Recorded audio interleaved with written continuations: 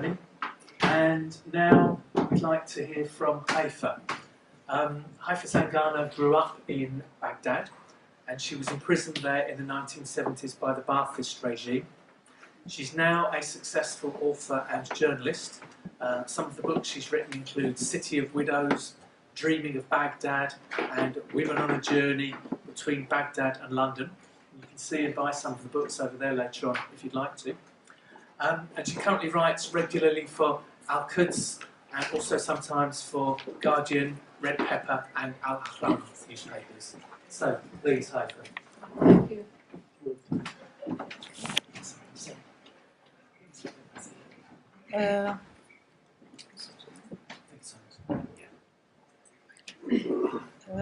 Just to carry on from what Tahrir and Zainab mentioned, the figure we have at the moment, and this is a documented figure, it could be an underestimate, is 4,500 women detainees. And this was the main reason for the uprising in 2011 in Anbar and another 5 major provinces in Iraq. This led because people were asking for the women, what's happening to them, it's how they've been treated, and there were reports even within the Iraqi government parliament that those women in some cases were raped. Obviously they were tortured and maltreated.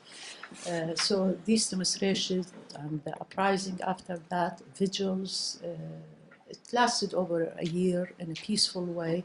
Then they've been bombarded. The leaders of the vigils were arrested, detained, some of them being killed, assassinated. There was the campaign of silencing people who are speaking about human rights is systematic in Iraq. And it's been practiced with impunity. No one has been arrested whatsoever in the last 11 years, whether it been American, British, within the Iraqi law, because I mean, to start with the British and American especially, they were enjoying immunity against persecution.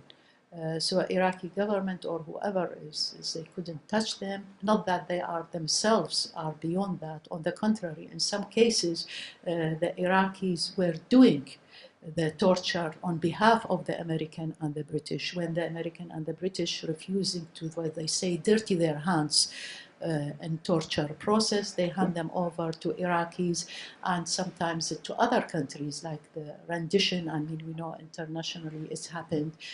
People were taken from Guantanamo or Morocco, Jordan, Syria, other countries. So it's almost like international business now, moving detainees from one place to another. However, since we are here as a group, Tadhamun is a group, we are acting in solidarity with Iraqi women and Iraqi people in general, and we are based in London. So I'm going to touch on the relationship between Iraq and how the UK government, the British government, is dealing with the Iraqi government at the time being. If we go back further, like the last 3 decades, and you know, anyway, nowadays probably you are bombarded in the media by ISIS. ISIS, it stands for the Islamic State in Iraq and Syria.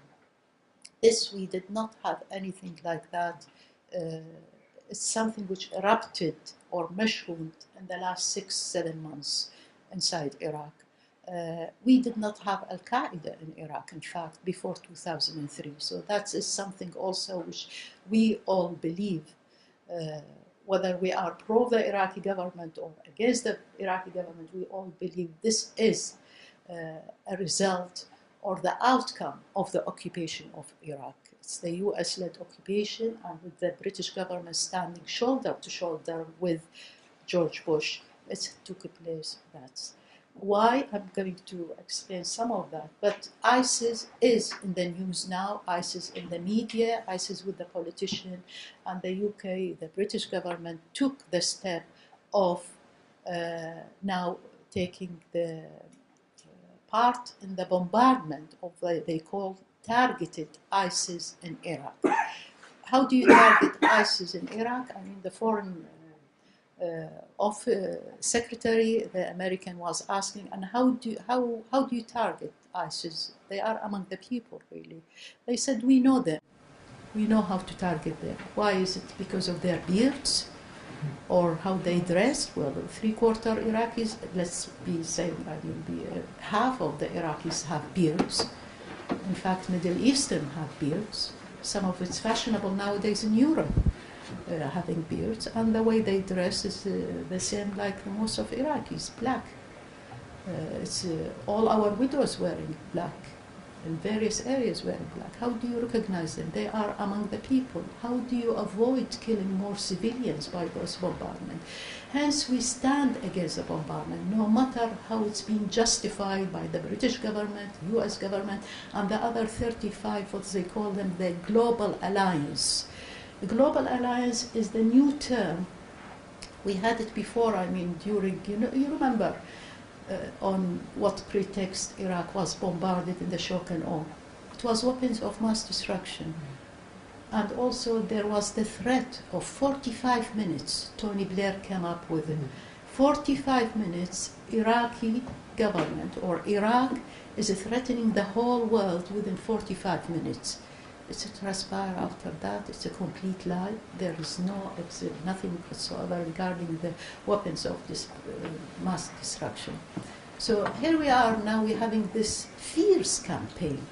It's accumulated day after day in the media. I hear it every day on the radio. It's ISIS. It's ISIS. Obviously, ISIS does exist, and we know why it does exist. But what about the rest of what's happening in Iraq in the last 11 years? What about major crimes? What about almost like twice monthly we have reports by international human rights organizations, whether it's Amnesty International, whether it's Human Rights Watch, and other Iraqi and Arabic organizations, all of them documenting horrendous abuses of human rights in Iraq, starting from the right of life and ending with the speaking, expressing your opinion, the freedom of movement, freedom of education. The collapse of the education system is terrible. We are losing on generations because they are deprived of a proper education, and this is really going to affect everything happening. So now the British government decided to bombard Iraqis. The bombardment is not really something new for us because it's in the 90s we had it. When the previous regime occupied Kuwait, the US and the British government, they decided we are going to liberate Kuwait. What did they do? They bombarded Iraqis. So we were subjected for 45 days of continuous bombardment. It's left people traumatized to the extent now if they hear any plane, they are terrified of it. The trauma is collective among the people. It's not regarding one person or another. That was followed by another claim of we are going to liberate Iraqis and establish human rights, get rid of the whole world, helping them in the war on terror. So it came the shock and awe. That's left Iraq with complete destruction regarding the infrastructure, and it started really because it's been such a long time, people are traumatized. Also starting, which is more damaging, it's to touch on the very fabric of the society. So we are starting to see that the sectarianism, there are Sunni and Shia, ethnic Kurds, Arabs, Assyrians, Yazidis, Christians, everybody, and started dividing almost. So we believe there must be a way. This is the seeds, planting seeds of dividing Iraq, which is happening now. So this is the third time Iraq has been bombarded in from the 90s until now. And the pretext now is ISIS, and it's also the war on terror until now. Is the world, we've been facing this war on terror in the last 20 years. Does anyone believe that the war is much safer than what it used to be? On the contrary, the whole Middle East is turned into a battlefield now. It's a war zone rather than anything else. And nowadays, all things happening is coming back to Britain and America and Europe. So the movement, in fact, of this, the American and the British and other 35 countries, the global alliance, is not because they're trying to find a solution and look into the roots of what's happening in the Middle East in general, or Iraq in particular, and Palestine. On the contrary, because they start to feel they are threatened and they have to find a way out of it, which is proved recently even worse. How is it worse? There are two levels to look at it. We look at globally, it's really going to have, I mean, we see them. They have a campaign of arresting people, terrorists, like there is now a record of every day there is someone being arrested. Mostly Muslims, jihadists, terrorists. I don't know, the things they come up with every day is, and we hear it on the radio because it's all the time, the programs in the media outlets, all of it, in a way that you cannot nowadays say the word Muslim or Islamic without being, come on, a terrorist. It has to be attached to it. You cannot. It's a jihadist, Islamist, terrorist. In Iraq, obviously, we have different things. We have it a Ba'athist, Islamic, Wahhabist, jihadist, and all. The list is a bit longer, longer than what we have here in the West, but here it is. It's the same thing. It's airstrikes. I think the number of airstrikes until now is over 200 being taken place by the American and the British. They are combined with the Iraqi government air force as well, so the airstrikes. As you've seen from the first film by Human Rights Watch, the Iraqi government is using the barrel bombs, and it's extremely dangerous, extremely frightening to people. And it's really, in some cases, if you put it in the balance, who do you prefer? Is the airstrikes or ISIS? Some people are opting for ISIS. It's not because ISIS is kind. No, at least ISIS is human beings and you can deal with them. Or they are human in front of you. You cannot really control barrels or the bombardment. And the figures of people killed is very, very big. And it's been documented again by human rights organizations. But also it's affecting the daily life. And this is the displacement now. Within 3 months we have, in addition to the people we heard about in the news and being covered very well, the Yazidis and the women in the north of Iraq and Kurdistan region, there are over 500,000 Iraqis from one province called Anbar, which is in the west of Iraq. They've been escaping and fleeing the bombardment. It is the bombardment been going on months and months, and no one. Also, it's almost impossible for United Nations organization to find a passage, safe passage to deliver any kind of aid to them. So they are left almost without any health service, any medication, water, or the stuff. The number of the displaced at the moment in Iraq is 3 million, reached 3 million, and it is big. It's more than 10% of the population. I'm not very good at mathematics, but I think that is the ratio of the population, and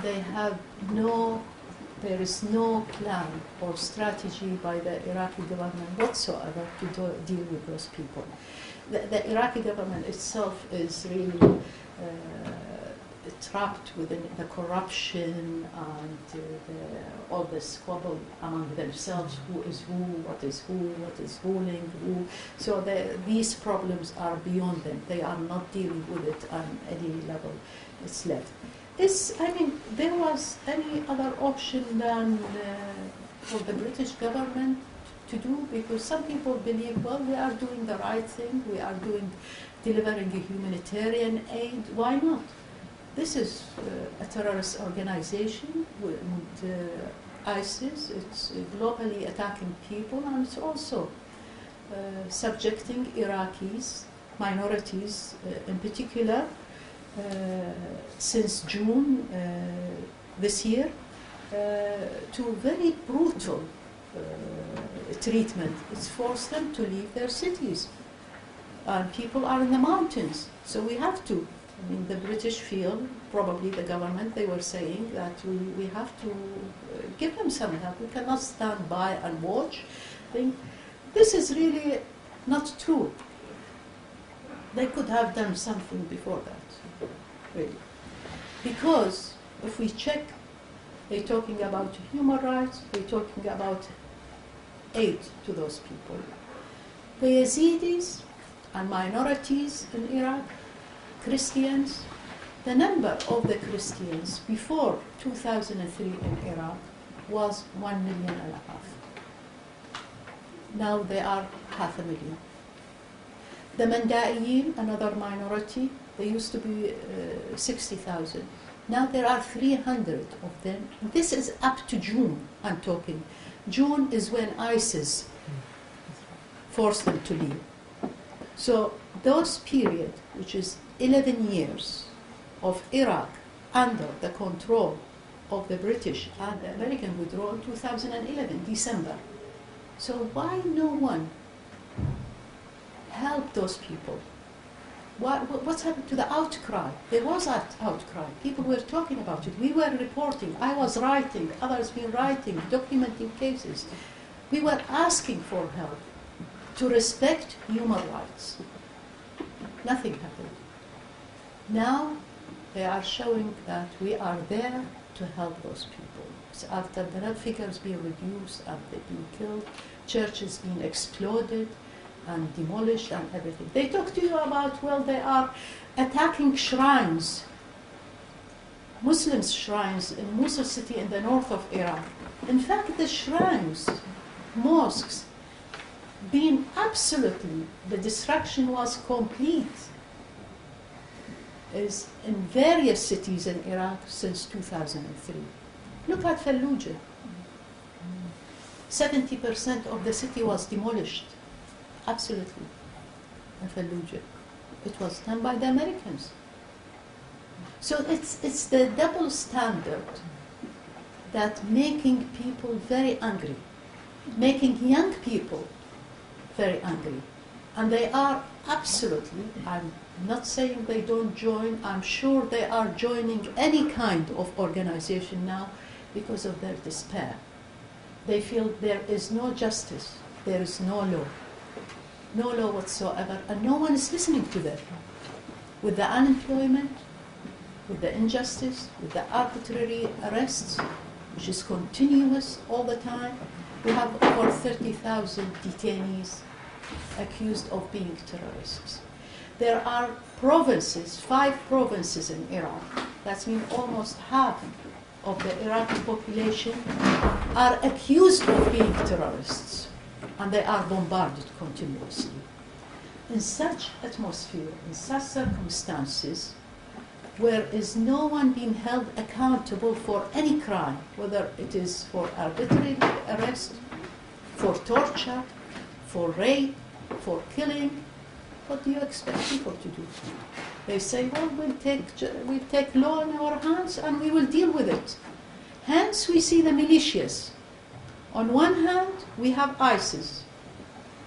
On the other hand, the government is encouraging the mushrooming of militias, weaponry available for them, and they are really creating havoc and killing and kidnapping. The kidnapping is back nowadays to the streets of Baghdad and other cities. People are worried about their kids going to school, so in some cases they're not taking them to school. Kidnapping is there by the militias, and the militias are empowered by the government itself. There are more, I myself counted, I documented 19 militias. Other people saying there are just more than that. I mean, I'm underestimating the figures. So they are really holding the laws in their hands, and this is the case. What do we do? I mean, Also, why is couldn't the British government do something about the human rights? What did they do? How did they deal with the Iraqi government? One thing they did, and that is David Cameron appointed Emma Nicholson, Baroness Emma Nicholson, as his envoy for business in Iraq, in order to compete for arms deals, for lucrative arms contracts. And she is, in fact, she was talking about, and I'm quoting her, is that we have to compete with Russia and China because Iraq is the best in business. By the way, Emma Nicholson was very concerned, very human rights activist when Saddam was in power. So what's happened to the human rights? Why doesn't the same thing apply? Now the crimes are there and all kind of abuses. Complete silence. We don't hear about it.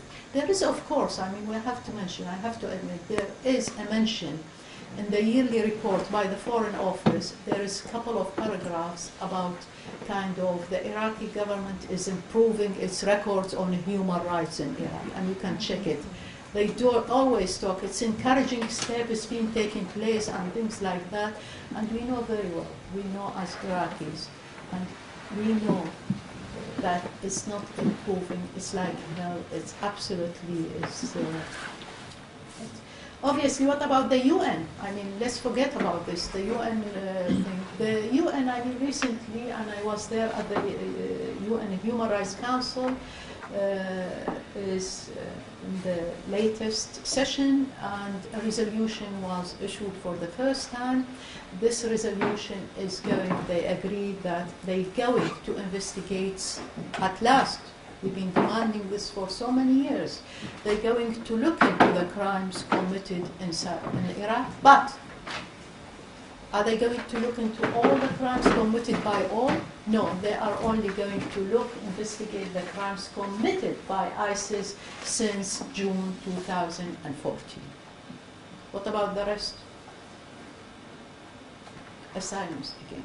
So this is also, it's an encouraging step, but it is really not we're seeking, this is not what we are looking for, because in fact this could be really damaging. At the same time, when people start to think, well, here it is, why not other crimes? Shouldn't be covering all the crimes committed in Iraq by various parties? What about the militias, which are they doing and all? This is the shortcomings of this resolution, which we are campaigning to try and change on various human rights organizations, Iraqis, and there is a pamphlet there if you would like to have a look and finishes in the end. I think it's, I'm going to conclude now so we can, I think, I'm going to repeat what's being mentioned by Human Rights Watch and other organizations, that Iraqi, all the governments, foreign governments, Western governments should not supply Iraqi regime with weapons. What can we do? We need to really put pressure on the British government while we are here, not to supply governments that abuses of human rights, not to arm them, not to supply them with arms. This is a crime. It is no doubt about it, absolutely a crime, because it's leading to also. And we have to, I think, as a solidarity movement, is a peace movement, and stop the war, is we have to deliver this basic message to the UK government and the US, obviously. I mean, it's beyond us here. And what is needed in Iraq is justice, is accountability, is to hold the people who are committing crimes responsible for their crimes.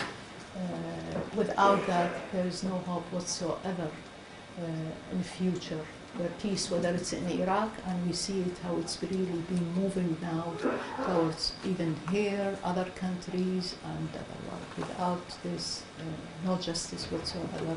And this, I have to mention, I mean, the root of all this for us Iraqis, it's not just happened in the 90s or in 2003 of the occupation, but it is since the occupation of Palestine and the Palestinian issue. It weighs heavily on us, and it is an issue which we find it's absolutely weaved together with the era. Occupation is once and is the same thing no matter where you go, and people have the right to resist. We've been doing it, Palestinians doing it, and we need the support of the solidarity movement and peace movement. Thank you very much.